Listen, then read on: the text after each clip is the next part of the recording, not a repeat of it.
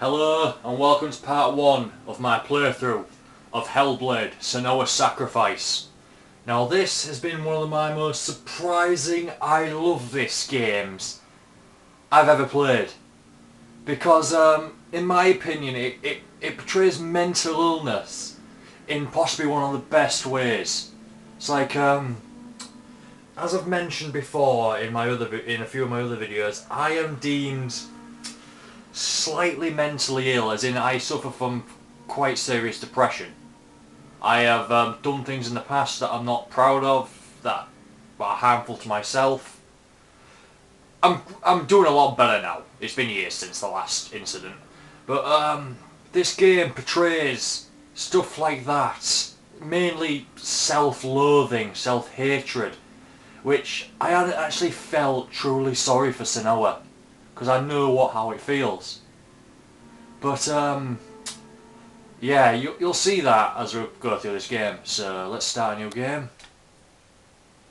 Yeah, I first wondered where's my save game. I wasn't going to play it because I was going to start a new game anyway. But then I realised if you don't get the secret ending, Senua dies in the final boss fight. Spoilers, and that deletes your save file.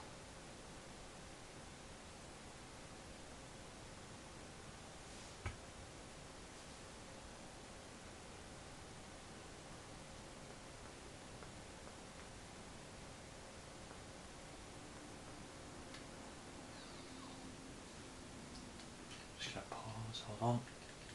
Difficulty easy. Yeah, I put the combat difficulty to easy because I'm doing this for the story, not for the combat difficulty. Who are you?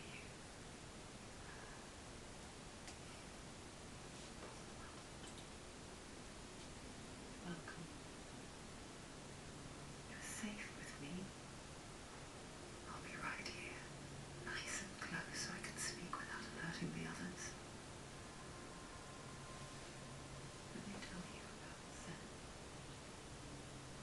Her story is really coming to an end, but now we begin the new. This is What's happening? the dominant voice in Senua's mind. It's the calmest voice. It's the only one that isn't against her. Now, is it just me? Or am I just really weird? But I've actually found Senua quite attractive as a character. It's like I looked up a review of it, and one of the first things he said about her, what the game producer said, Senua is not sexy. She is not beautiful. I'm thinking, fuck off! You can't tell me what's not beautiful. I actually found her quite attractive. It's her eyes. I like her eyes, and she's not in the obvious "boom, I am feminine" kind of sexy. It's just I just can't place it. Hey, look at this. Mental health advisor. They actually got someone who is specialised in mental health into this game to do it right. Some are old, some are new. Changed. I think the darkness changed them, just like it changed her. Yeah. So obviously this is set in the old Norse times, the Viking times. Back when mental illness was deemed a curse from the gods, rather than just like a chemical imbalance in your brain. That's all mental illness is. It's literally it's something wrong with your brain, but not in a way of oh it's broken and all that, as some people like to say it. But no, it's a chemical imbalance and it can be fixed. It can be. I take antidepressants, which kind of for a short amount of time rectify the chemical imbalances in my brain which cause my depression. And I will keep taking them until I feel comfortable enough to live without them.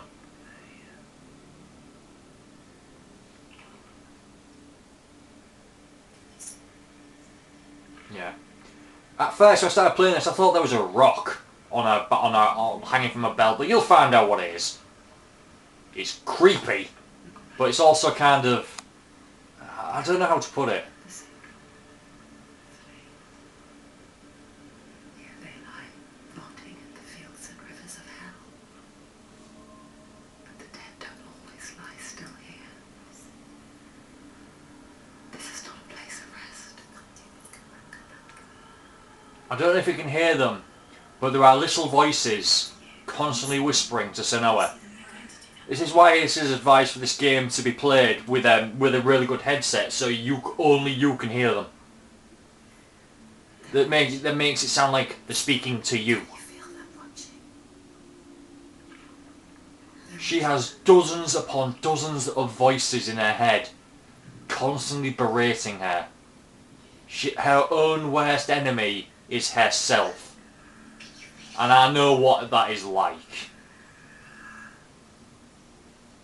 And I am missing only 2 trophies in this game, which is to get all the Lore Stones and the Platinum Trophy.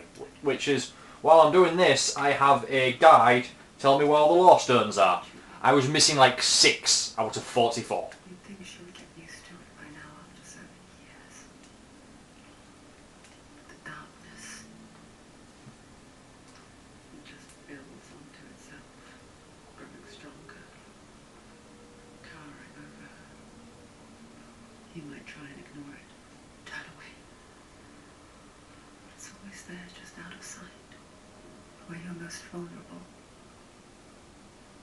It's like it knows that just enough light is all you need to see its suffocating power.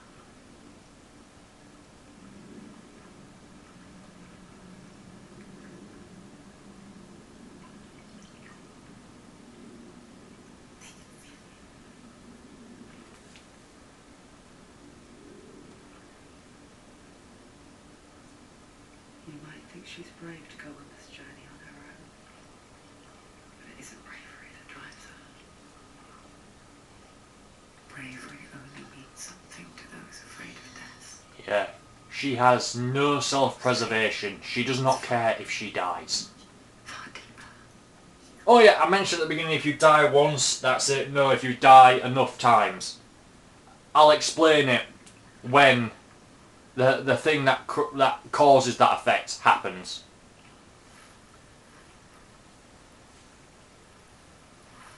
There's the first Lore Stone.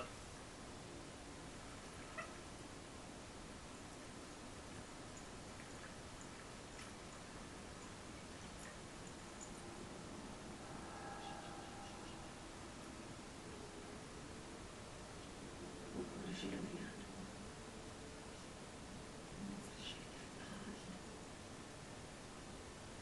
I know what she's thinking. I hear her thoughts. It's not too late to get into the boat and go back. No one will judge her. No one will ever know. Oh, she heard us. Hello, gorgeous. There's no going back.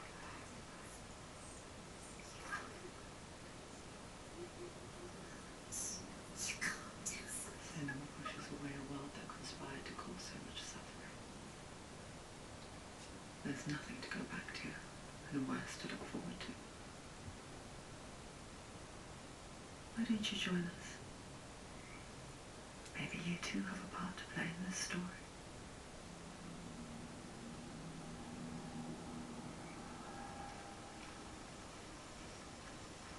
Use your eyes. Use your eyes.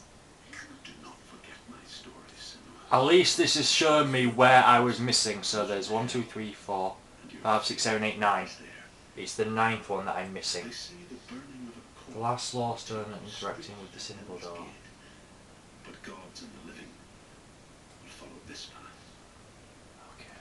You must leave the Isles of Orkney across the eastern sea and find a road that leads north and down through deep, dark valleys. After 9 months of climbing, Each Lore Stone tells you a little story of the old Norse legends, which I really appreciated. I love the Norse mythology. Next to Greek and Egyptian, Norse is my favourite mythology. And possibly Eastern because of Sun Wukong.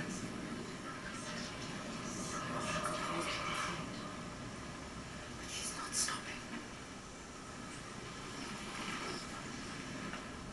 Not this time. Right. Thank you for watching part 1. And I will see you in part 2.